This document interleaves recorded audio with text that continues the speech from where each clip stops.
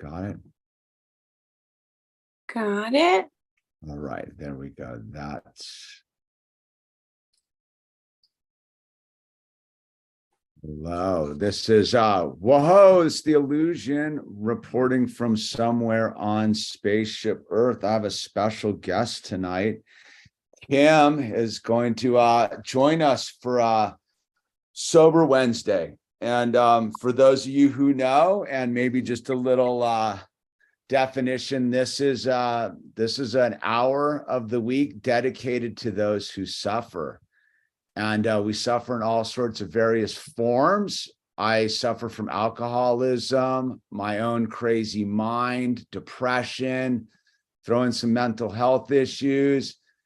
We're here for people that have suicidal ideations. We're here for anybody who's suffering. We're here to just offer an hour so that you can come and know there is a solution, that you're not suffering alone, because just because I had a good day today doesn't mean that I can have a bad day tomorrow, and we're all in this together.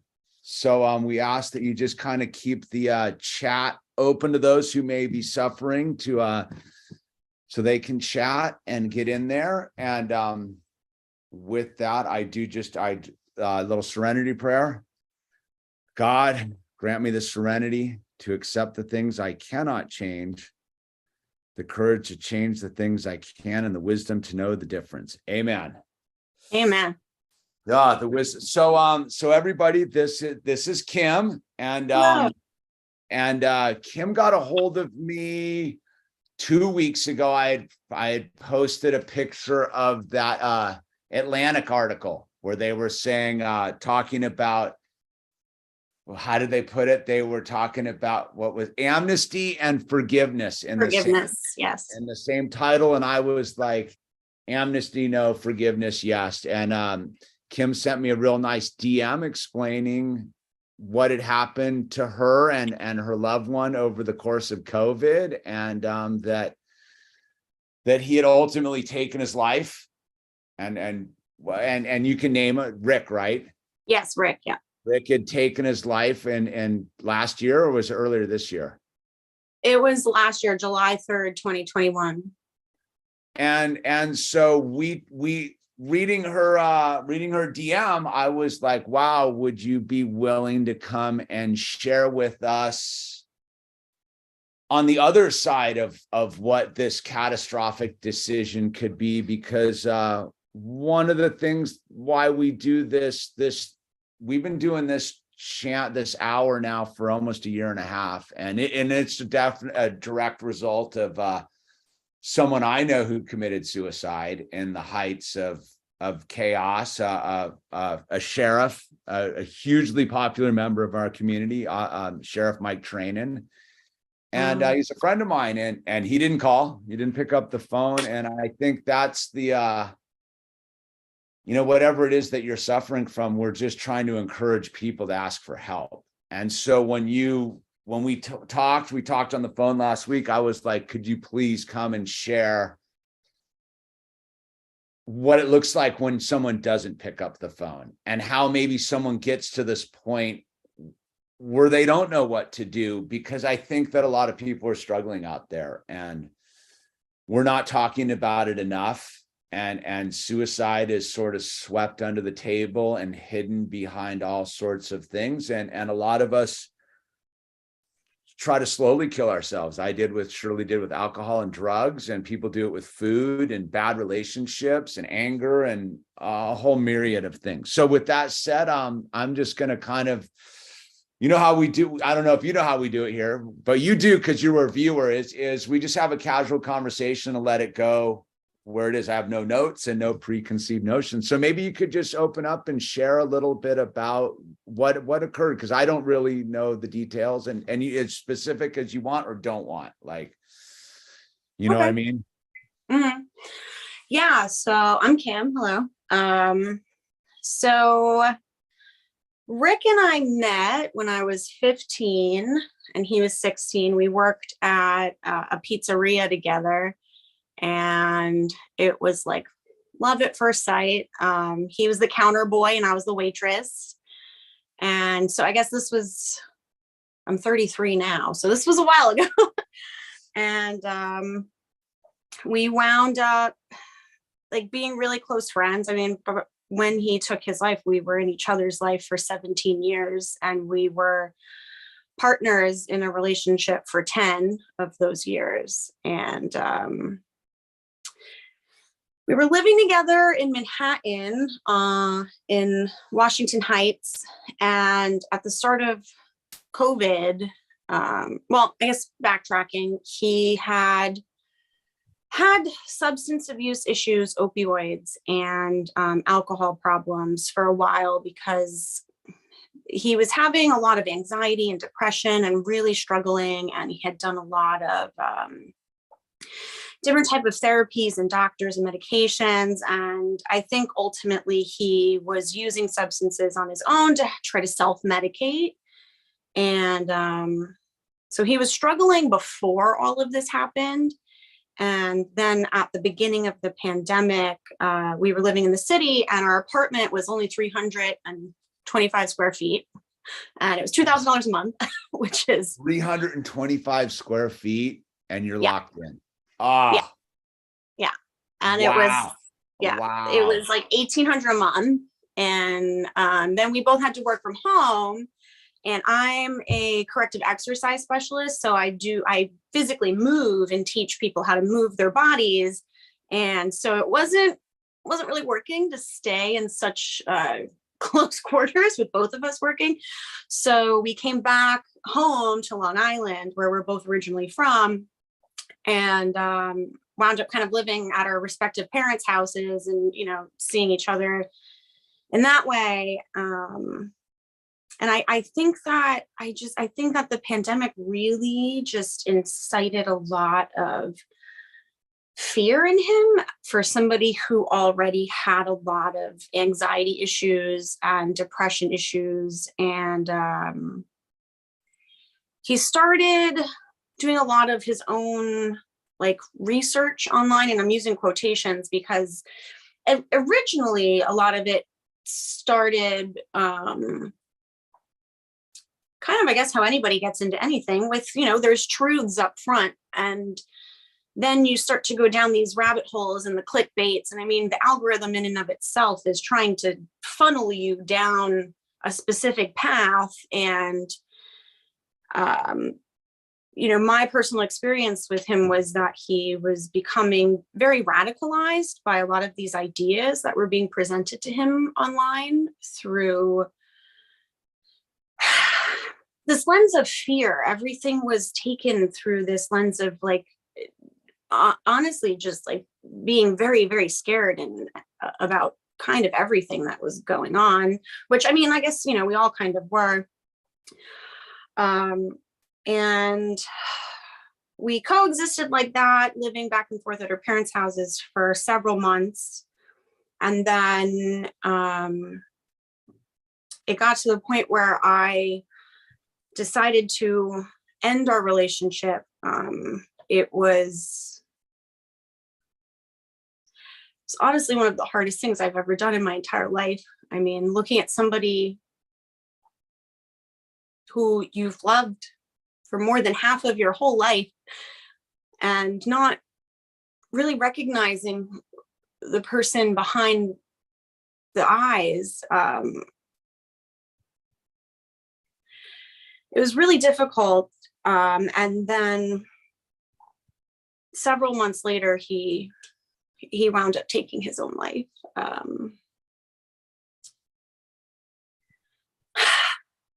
Towards the end, the isolation really insulated him. A lot of the people, like me and his family, I'm still very, very close to his family. And some of his best friends who he, grew up with as a baby since, his whole life, he kind of shut us all out. And we, like you said, called and tried to connect as best as we could. And there had been a wall that he put up, not, intentionally, I guess, but at the end of the day, the only people that were left in his life by the time he made his decision were people who enabled these ideas he had about the whole world coming to an end, and just the heaviness, this burden he was carrying around with him. The only people he let in at that point were people who didn't challenge him. I'm a firm believer in doing the inner work. I mean, I've seen a therapist every single week. I mean, the second that I was called about his passing, I knew I was going to need some help to navigate the feelings and the emotions and the trauma surrounding losing somebody who was really like an extension of myself. So, you know, I'm a firm believer in doing that inner work and really trying to challenge ideas that you have that might feed those anxious thoughts and might feed those depressive tendencies. I struggle with it myself, and ultimately he had really resisted at the end anybody who forced him to confront these things and the shadow side, I guess you could say, you know, the shadow work side of confronting who you are. Because I mean, I believe that we're all holistic beings in the sense that, you know, we have to take the good with the bad. We have to look at ourselves and our own potentiality for shadow and consider that and challenge that, and use the resources and the people in our lives who hold a mirror up so we can see the reflection and we can see what we're putting out, and allow space for growth and change instead of further insulating into what we're convinced is already real, if that makes any sense. Totally. One of those, my charger thing, I got to run for my charger. I've been holding my breath because I didn't want to cut you off there. Let me go run and grab my charger really quick. I have a lot of questions. Okay.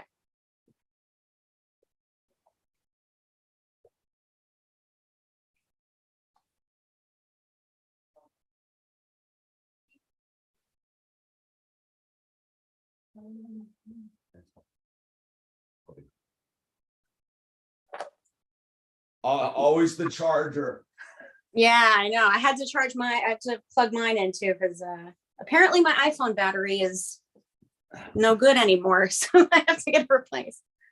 All right, we're back. So you said, wow, what a heavy situation to unpack. So Rick, let me ask you this, so he was struggling as an addict, alcoholic type, had that in his thing as a coping mechanism for an uncomfortable reality, right? We can all see that it's pretty uncomfortable out here for a lot of us. So that was a coping mechanism. Did that really kind of, was it on a simmer? Was he sober before the pandemic, or did that really just kick it to another level? Like, no, in terms of opioids and stuff, no, he had been sober. You know, we were drinking stuff. The alcohol wasn't the primary issue, sure.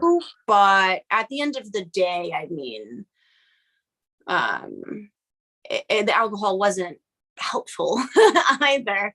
But in terms of his initial like opioid addiction and issues, no, he had been off of that for a while. So you guys are steaming along in your life together. You're living in literally a shoebox in Washington Heights, right? In the heart of Manhattan, right? Yeah.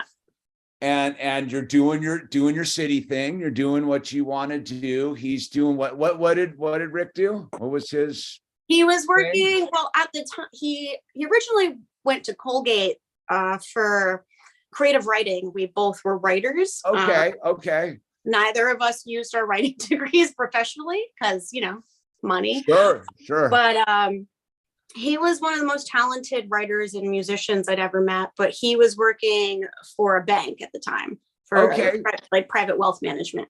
I got you. So you're doing your thing. You're both like, where we are, we have creative arts, but we're working to sustain ourselves. We're doing the thing, predisposed to opiates, to addictive tendencies.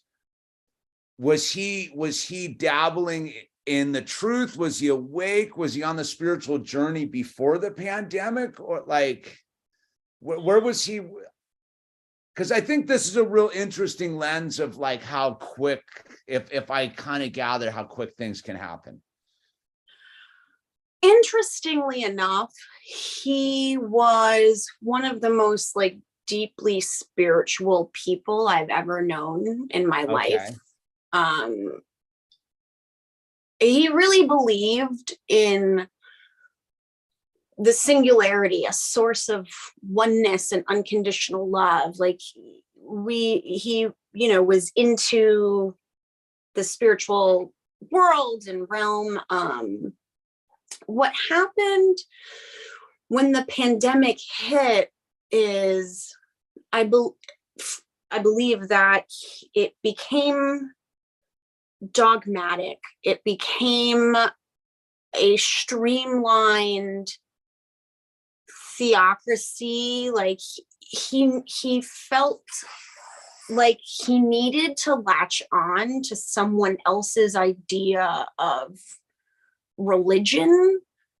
I think maybe it made him feel less isolated rather than being the type of what I would say, I guess, was like spiritual cosmonaut that he was beforehand. I mean, he went to, Catholic school growing up, and I never saw him read a Bible, but towards the end, there was a fear in him that drove him away from spirituality into more traditionalized dogmatic religion. And I'm not saying that religious people are not spiritual, like everybody can do their own thing and it's not a bad thing, but in his case it was not good to make this hard line into religious compartmentalization versus more of a spiritual freedom.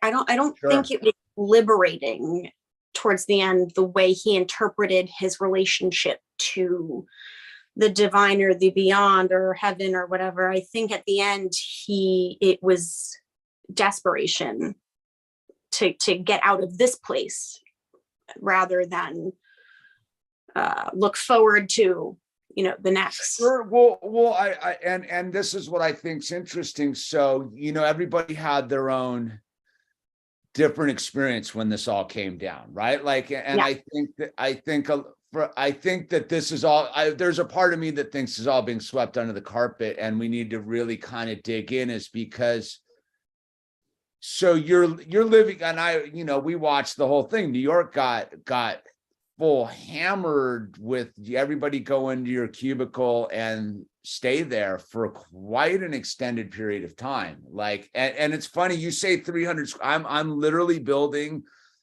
a shed out here that's 120 square feet. Right. Oh, so I know, like, spatially, that is microscopic. That's not much bigger than this room, really. So you're in the thing, you're doing your thing. Was Rick social, or were you guys just like the couple that does the couple thing and social that way? Or how ingrained was the outside network of friends and community for Rick? It was super ingrained. He was one of the most enigmatic, extroverted people. So he's an extrovert. So what I'm getting at is, so you're home, an apartment was really just sort of a staging area for the excitement of young life, right? We're going out, we're doing the city, we come back, we sleep here, we brush our teeth here, it's where our bathroom is. We get all suited back up and we're out doing what we do. And then all of a sudden one day it's like some horror movie. I can't imagine, like, you know, I was in my neighborhood and it was suburbia, dude. It was a freak show. So I can't imagine being in the heart of New York where it really went that level of it, right? So for those who are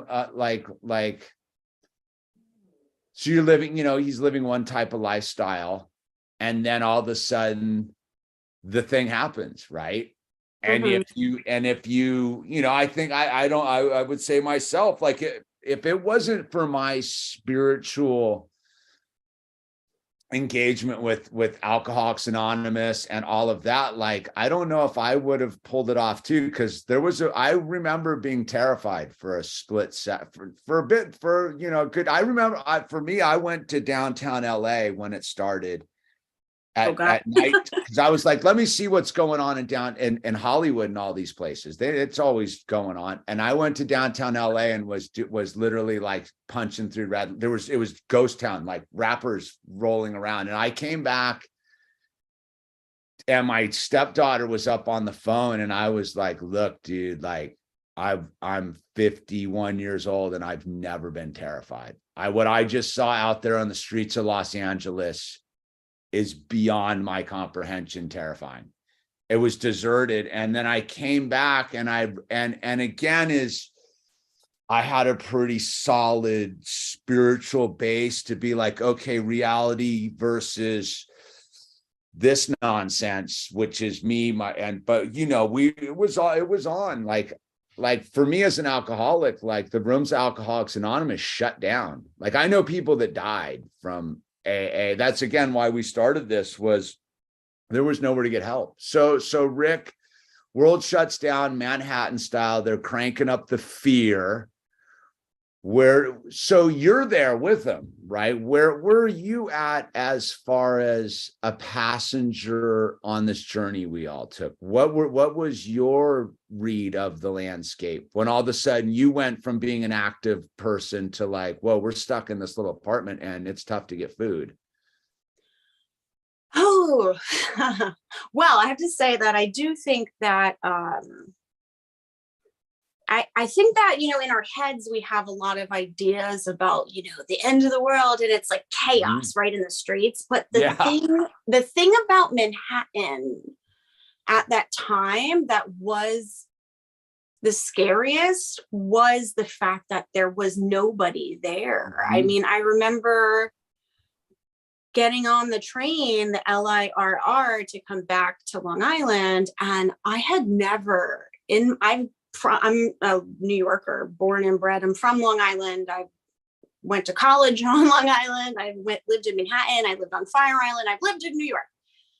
And the scariest thing wasn't that there was a lot of people freaking out. It was that there was nobody there. I've never in my life before that or to this day seen Penn Station as like a ghost town. And I think that was more intimidating ultimately than if there was a bunch of people running around in the streets, because I mean, you know, I was working at a fitness studio in the West Village, and which is, if you're not familiar with Manhattan, the West Village is very far by subway from Washington Heights where I was living. So I'd have to wake up at 3:30 in the morning to take the 4:30 a.m. subway to the West Village so that I could get there for my clients by 6 a.m. And even at 4:30 in the morning on a typical day in Manhattan, there was hustle and bustle. There was multiple people. So there was never this like eerie vacuum of silence. And that was what we were facing when the lockdown started happening, was that kind of eerie silence, which is very discomforting and disquieting. At the time when it started, I was at a crossroads with my job to begin with. I was working for someone who, quite frankly, was a bit of a narcissist, and I was very unhappy at my job to begin with. And it had triggered a lot of anxiety with me, and I have struggled with anxiety my whole life.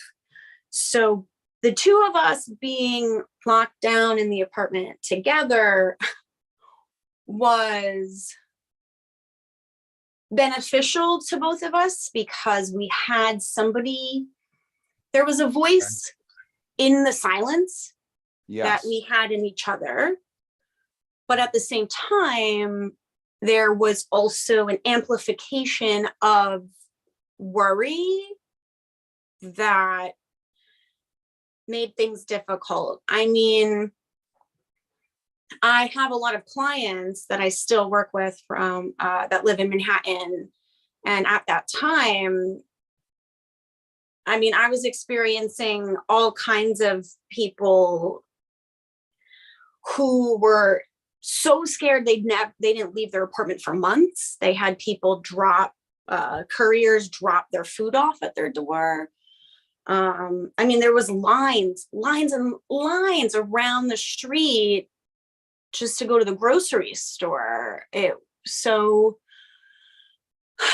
for two people who both had anxiety problems, it certainly was a very scary time. And then both of us are extremely social. I mean, we were in a band together, and we actually played our last show at the Knitting Factory in Brooklyn. And he was the front man. It was kind of like a hip hop jam band. So he would rap, and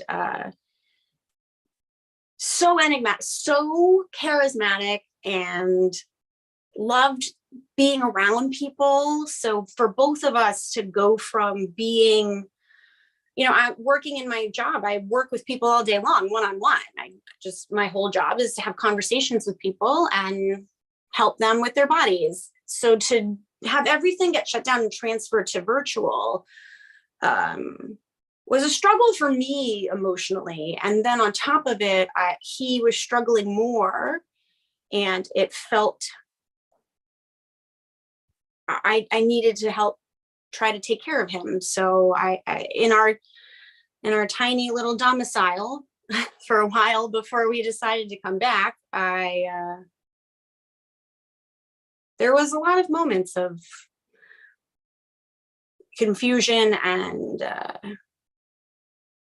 isolation. Yeah. No, I attribute half of getting through this is just having a family. And we had a backyard and a neighborhood where we could I don't know how people got through it with this, because like whatever demons lurk in the closet, and if you haven't been actively like pursuing their curing the shadow, taking care of the shadow, like it's suddenly there. There's no, where are you going?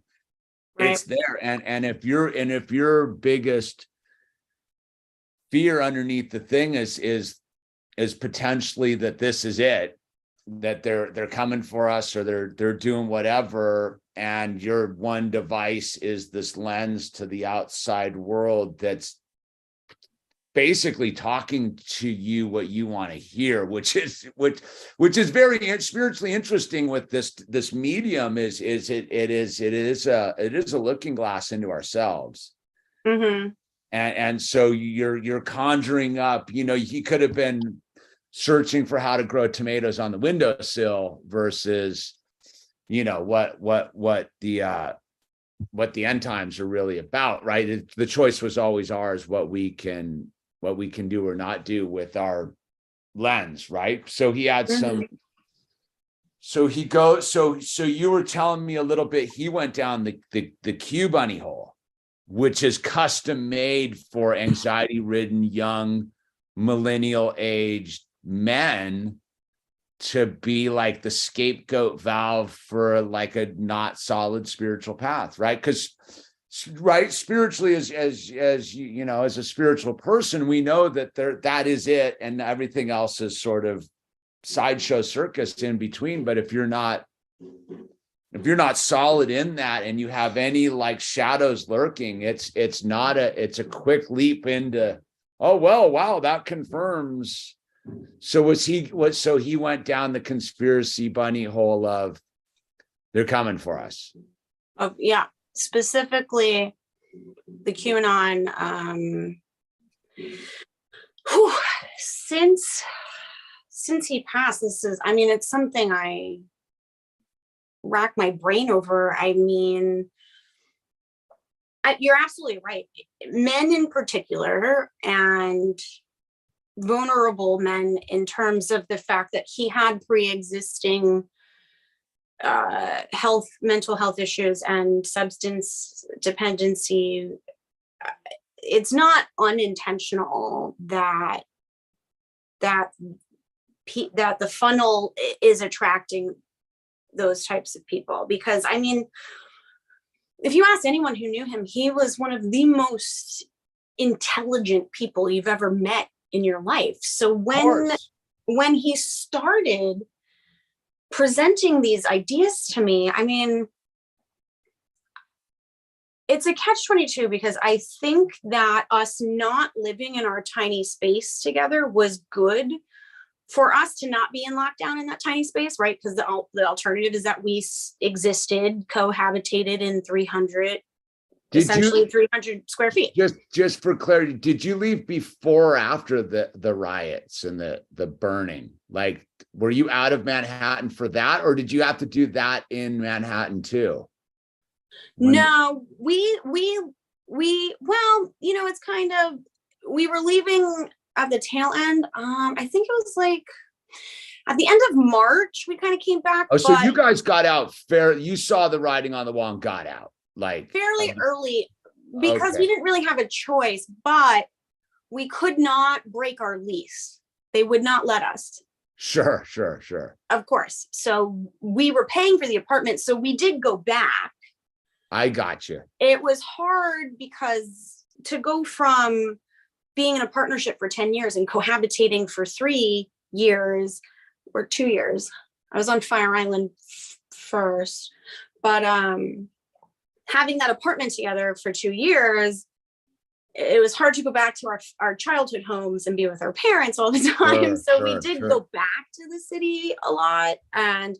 But we lived, being in Washington Heights, we were right by the hospital over there. I mean, it was quiet. So even there was times I was there, and then I'd read the news the next day about mayhem occurring. Okay. But I wasn't privy to that because of where I was located. A lot of that happened in Midtown.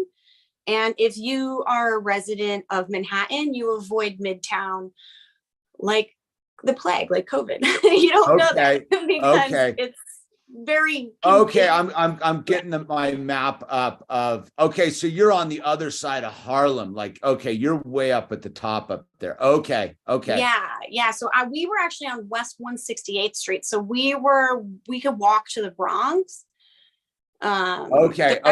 No, I wanted to get some clarity there. Okay, you're by the George Washington Bridge and all that. Yeah, like Inwood State Park, we would go walking a lot there to try to just get some outside space, because we had a shared fire escape, so we couldn't even go like sit out on a fire escape, which I had some friends who, you know, would have like little gardens on their fire escape and stuff, and we couldn't even do that because it was shared.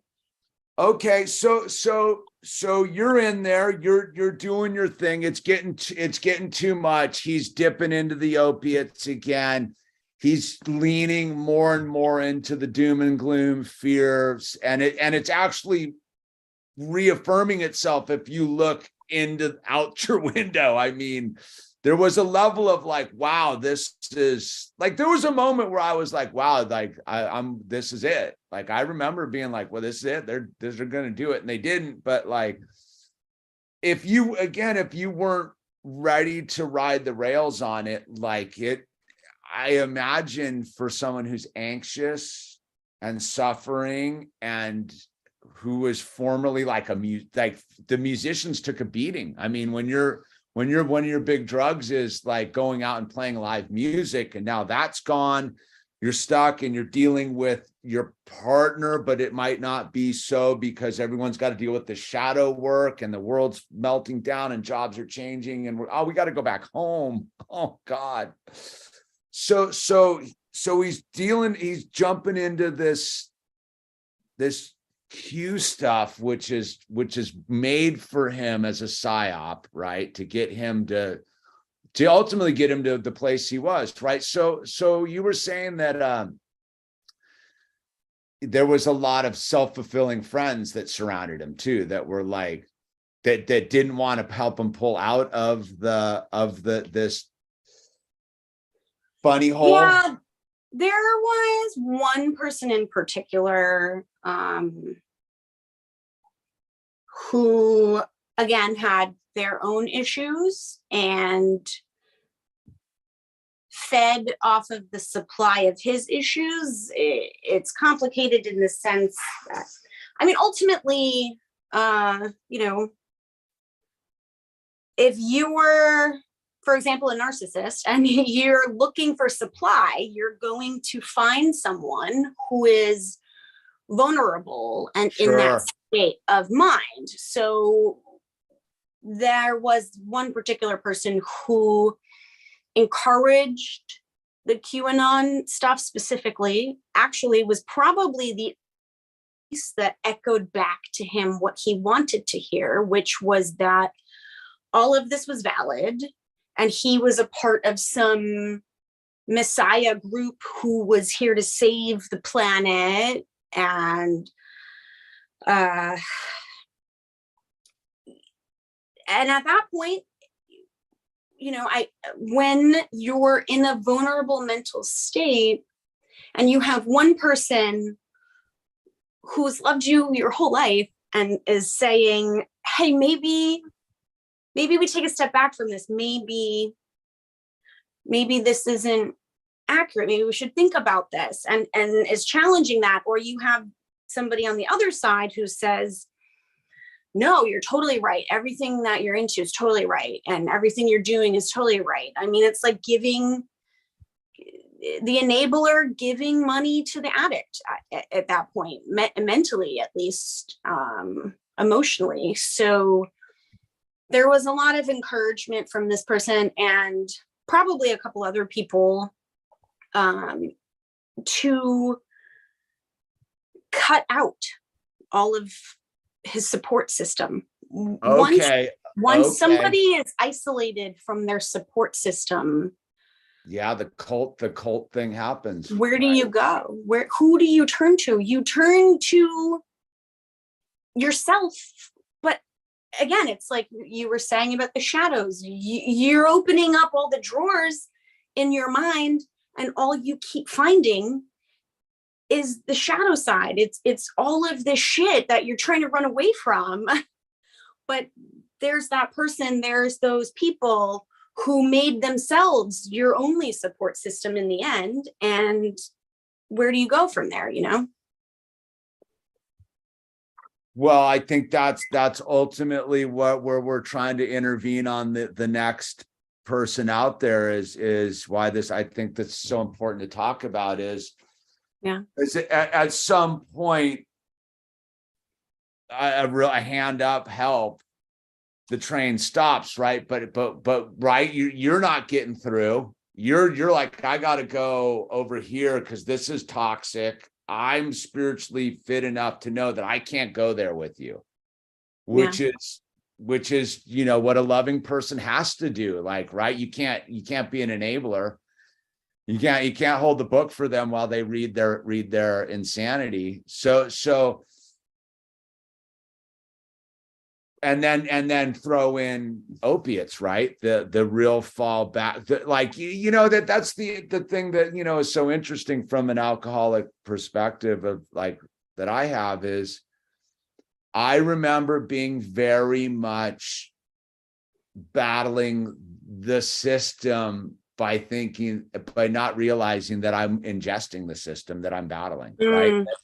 That I was truly doing to myself what I was afraid the system would do to me, right? That I was the one that was doing it to me. The system was just like sitting out there being like, look, we'll reflect it right back to you. It's here.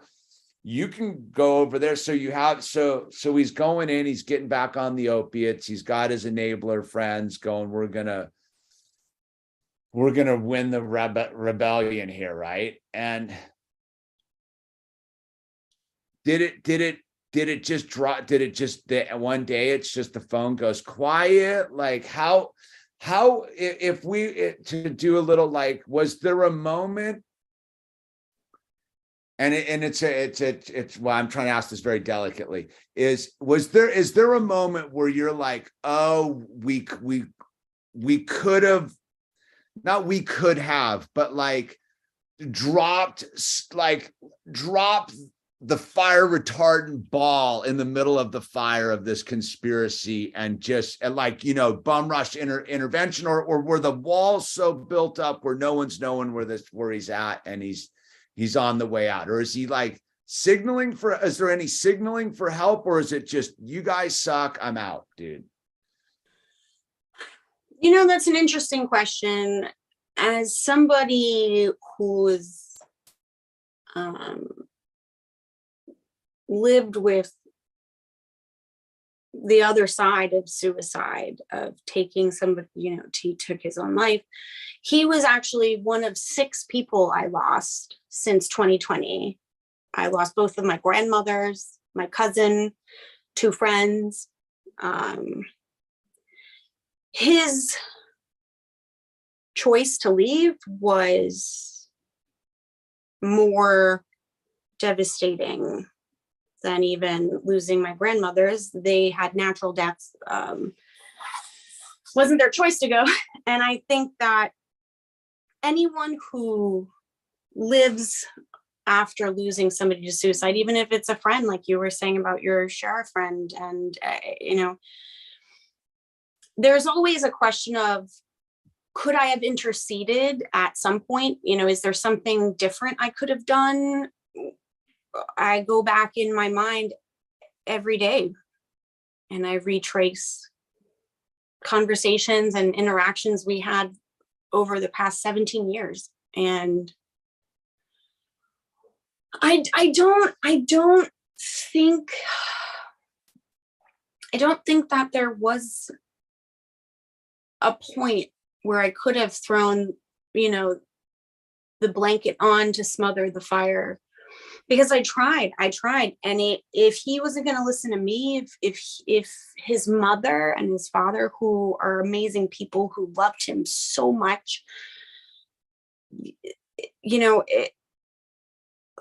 us loving him and supporting him didn't have the results that we were hoping.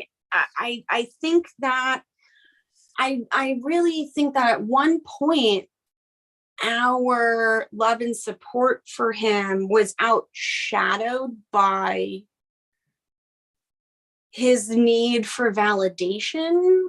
Once he got so deep into the Q hole, I think a part of the allure of continuing to believe in ideologies, cult ideologies and stuff, is that you've done so much work. You've done so much footwork and research, and you've watched hours and hours and hours worth of video.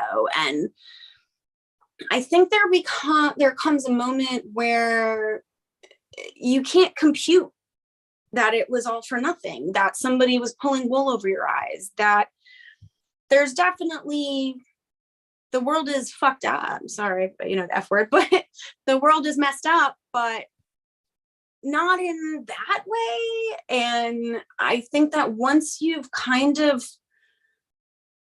committed, there's becomes this kind of complex where you're in a privileged club, right? Like, one of the things towards the end of our relationship that really stuck with me is that he would look at our friends and be like, they don't know, like they don't get it, They don't understand. So there was like this othering of himself to the people who loved him the most, where he was better than them because he knew something that they didn't know, right? And none of this is him, who he was as a person after knowing him more than half my life. He was becoming a mouthpiece for these ideas that didn't belong to him, that infested an open wound that already existed. He was wounded to begin with.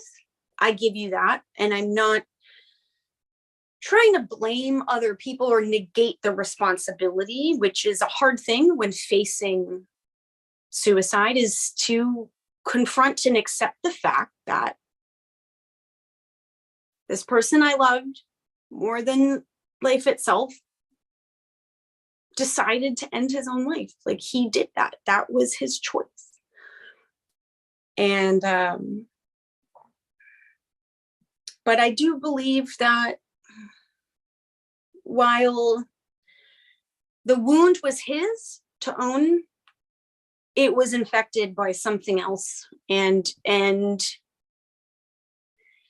sometimes the festering is more comforting than the healing. Sometimes we feel better by just surrendering to despair, because it's really, really hard. It's really hard to challenge the fester, to challenge the hurt, and to try to make sense of it all, because at the end of the day, I don't think a lot of this will ever make sense. I don't think his suicide will ever make sense to me. I think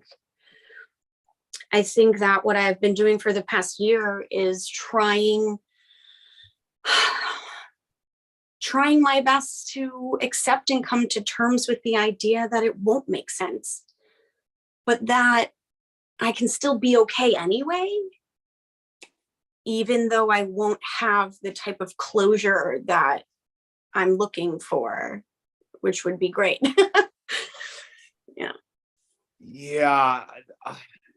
I mean, you're hitting the nail right, like on the head of like where we're trying to, what I've been trying to do over here is yeah, if you're gonna look, you have to have a life preserver on, like it's and realize that, as a person who struggles, like, it's right there, right? Like it's I can't make myself happy sometimes, right? Even on the most beautiful of days, like, but I've learned, I have my techniques to get through it, right? Like it's there. Yeah. Like, I know what that is, but I also know that what I've noticed from reality and anecdotal and literature and stuff is those who speak of their struggle ultimately don't go there, because to speak it is almost to disarm it. It's the lurking shadow. So he wasn't that's what I meant about the throw the ball on the thing. He wasn't some dude who's like, I'll go run around and do this to myself. No. Like, for all intents and purposes, he was just a struggling human being caught in this crappy situation we all had to go through, and sort of found an exit hatch that was like, no, it's this, you're here. And it went out the airlock, and you're like, wow, like, why would you, like, and there is no sense to it. I've found that the only sense is to persevere, especially, and I talk a lot to that mindset because I know what that is. And I found that the greatest form of rebellion is to live. If you want to beat if you want to beat the man who's trying to hold you down, who's doing this darkness, and there is a dark entity here. Like, it's the shadow, the Watiko is very strong right now. And I just constantly, when I get there, remind myself that the victory is to live another day and overcome that which would convince us that this is a pointless existence. You know, the mountains don't care. I have these mountains over here. When I get like, I go, they don't care whether I'm here or not. So maybe I should take advantage of that and be here. And it's a very tricky things, and you're lost. You know, that's why I think it's something we need to talk about more in our society, because I don't think that this is a unique situation right now. I think that there's so many people in despair who don't know that there is someone to turn to. Like I guess that's what I'm saying, is that at any point he could have turned to you, to mom, to dad, to his community, and said, hey, I need to go take a break from this up here. Yeah. And it's fear, right? Like it's a self-perpetuating fear. And yeah, no, I agree. I mean, the mountains don't care. I do like that. You know, when we were engaged, and do you know who Alex Gray is? You know, the band Tool? Yes. The so Alex Gray and Allison Gray have what's called the Chapel of Sacred Mirrors. It's sure. Right upstate. Yeah. Oh my God. It's one of the coolest places I've ever been in my life. And in 2015, for New Year's, going into 2016, we went there, and he proposed to me right in front of the cosmic Christ. Like, talk about spiritual, like, intense type of person, you know. And all we did that whole weekend was hike and go out in nature. And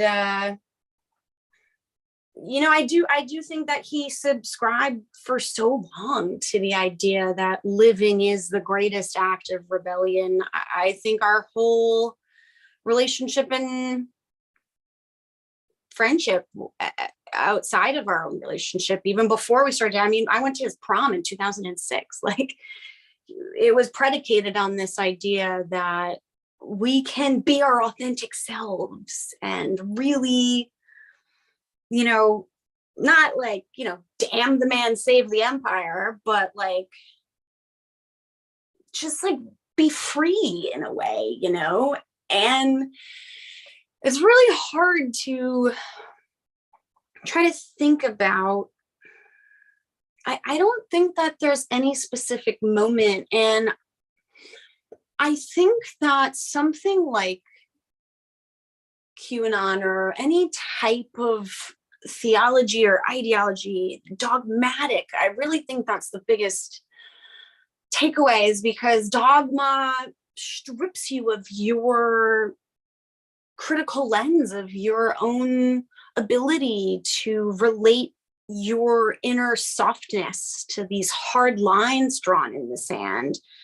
I think that his ability to ask for help became replaced with a bitterness and a resentment to anybody who could not understand the importance of what he was saying.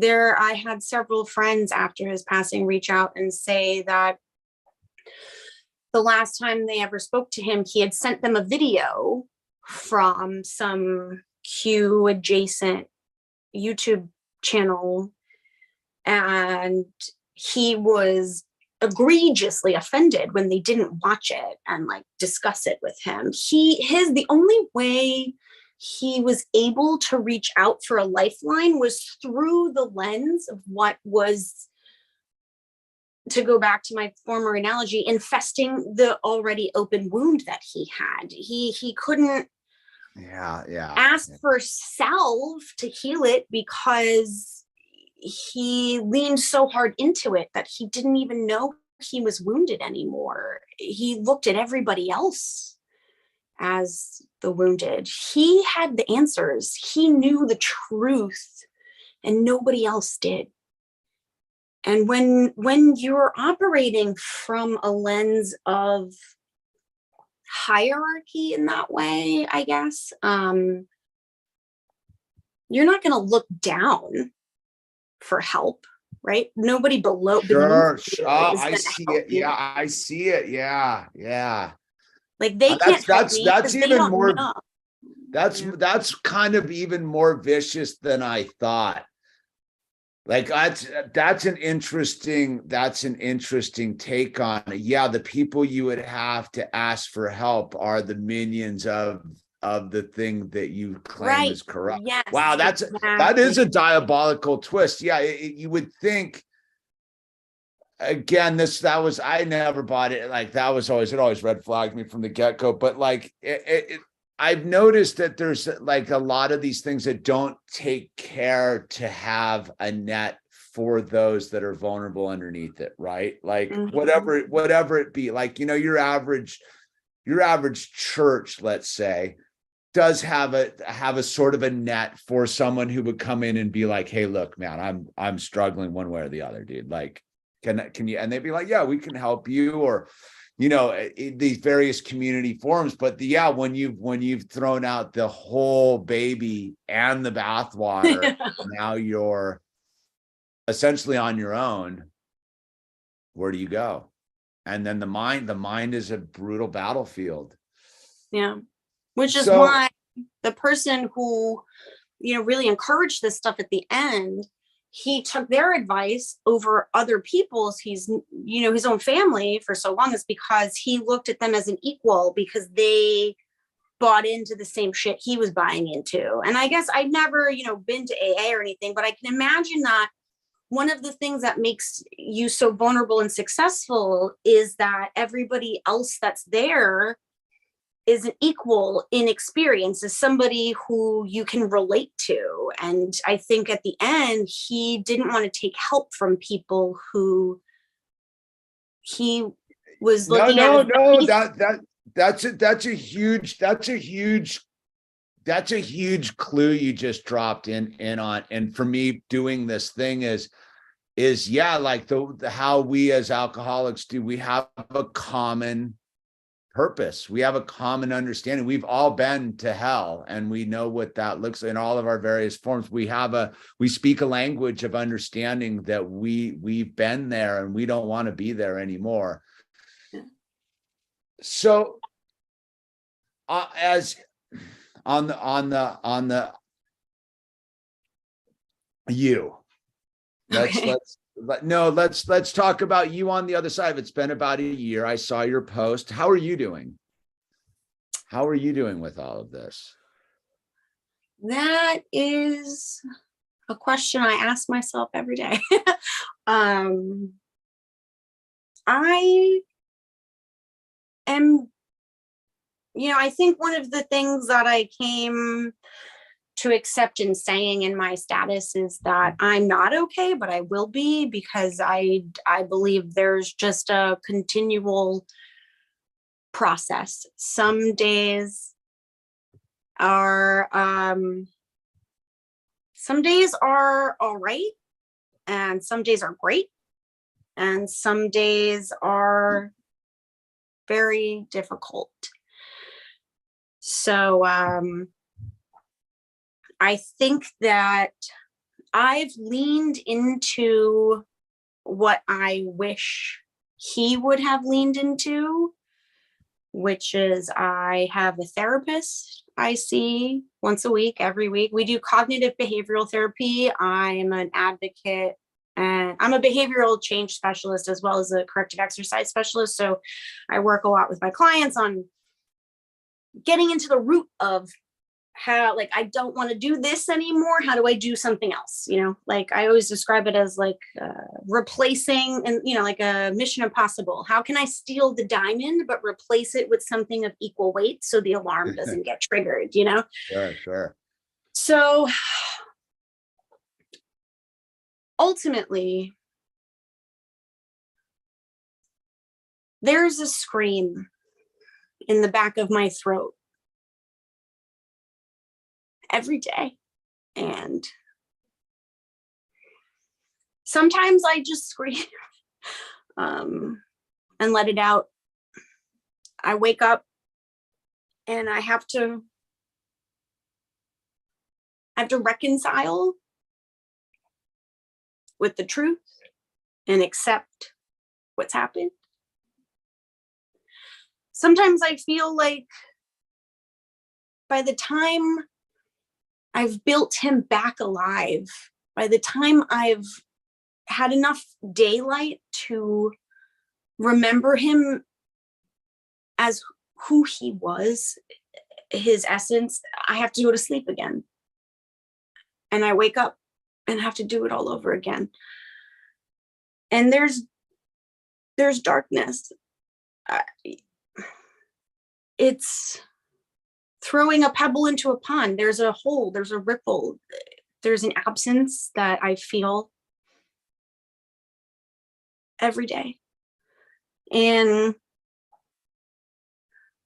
I don't think that will ever go away.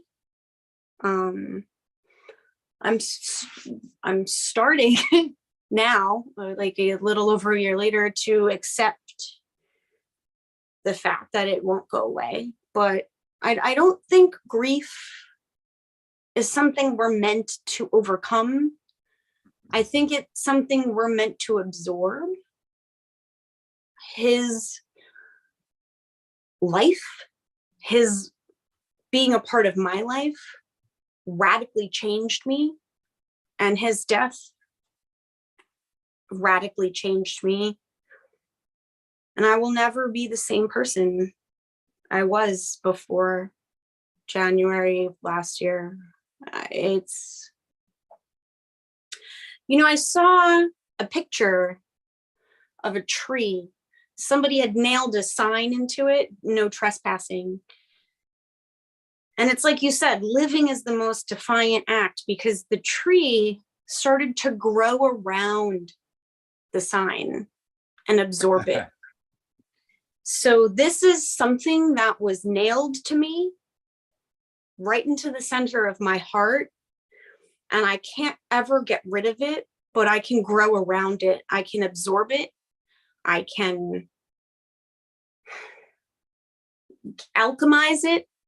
I think this is one of the reasons why when I saw your post, I felt compelled to reach out, and I'm glad that you reciprocated, because I do agree. I do believe that it is vastly under discussed. I think that our power is in connecting and communicating to each other in vulnerable terms. And if this is something that can enable me to contact and connect with other people who, might feel the same type of thing, or might feel forlorn, or might be on my side of it,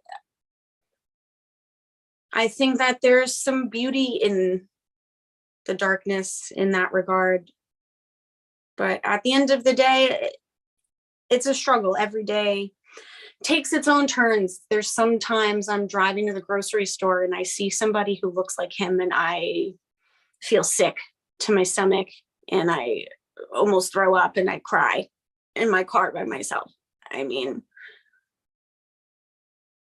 it's unpredictable, but I'm well supported, and I'm accepting the support. I think something we were touching on earlier is that you can be supported and have support, but whether you accept it or reject it, is a responsibility that you need to come to terms with, because there's a lot of people who have loving families and still wind up taking their own lives. There's no sense to be made of it. And at the end of the day, you accept it or you don't. And there's a multitude of personal reasons that I'll never understand, because I can't ask him, because he's gone. Sorry, I went tangential. No, is that I think that's I think that's what that's what I would want people to hear who are sitting on the precipice of a permanent decision, is that you may feel alone, but you're not. There's people around you that you're not letting in, and that we're here. And even if you are like some lonely outcast, there is literally phone numbers for you to call and find people that know how to speak to this, and that your life is valuable. I've never felt it more in time space, that how important everybody's soul is right now to stay in the game and keep us all afloat. Because is when we lose one of our fellow flotation devices in this thing, like it's that much harder to stay afloat. And now we're burdened with an extra weight of taking up that floating soul weight. And you're very brave for coming on and sharing so openly with us. And I would, if you were to go to the essence of the Rick that you know is the true Rick, the spiritual being that is the person that you've known and loved, what would be a way that we could honor his soul and let him know we're down here honoring his soul? And for what is some simple thing that we could do or thought we could think of that Rick would appreciate us holding in our mind for him? I think it's beautiful you asked that, actually, because his wake and his funeral was so surreal to me. I mean, I left a part of me with him. Sorry, but his father, he's a really good person. And at the last part of the wake, he said, in a world where you can be anything, be kind. And I think that if there's any way that anyone can honor him and themselves and anyone they've lost, is to just practice kindness. And it's not, we always talk about kindness to strangers and kindness to others, but I think ultimately too, like, Rick's biggest problem was practicing kindness for himself, for being kind to the stranger on the corner. But sometimes being kind to the person in the mirror is the hardest battle. So I think that living in the spirit of who he truly was, I mean, he was like a camp counselor, little kids loved him. Like pets, animals. We had a bearded dragon, Puff the Magic Dragon. He was like a creature whisperer, like loved animals. And I think the reason why people were so drawn and attracted to him is because he was just genuinely kind. So I think in a world where you can be anything, be kind is the mission. That's the one message I'm really trying to get through here is we're nobody will be more brutal to me than I will. Yeah. I mean, it's not the system I have to fear. It's not the man. It's me. I'm the one who will go and make my life so unbearably painful that I run out of solutions. I was, before I was getting ready to do this, I was thinking of this Ween song lyric, and it's if you could save yourself, you could save the world. We have to start loving ourselves, and we've been so conditioned not to love ourselves. And I think it's especially hard for men right now, because that innate warrior thing, to defend the cave entrance, to build the fire, to chop the wood, that is very tough to find, especially in an urban grid and for a lot of people right now. And yeah. So everybody out there, you've heard it from Kim, how life is valuable. And if you're thinking, usually Kimmy And Isaiah approached, throw up the suicide prevention numbers. If someone could throw up the suicide prevention numbers, and we'll make our way out of here, because really that is the whole point of this thing we do Wednesday, is just to remind everybody that your life is important, that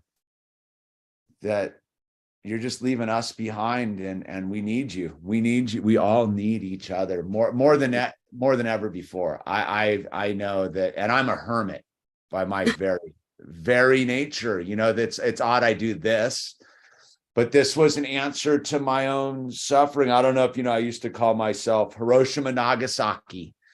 Oh, God. I was at war with the world before I got sober. Like, I was at war with the entire world. And then, I realized I was at war with me.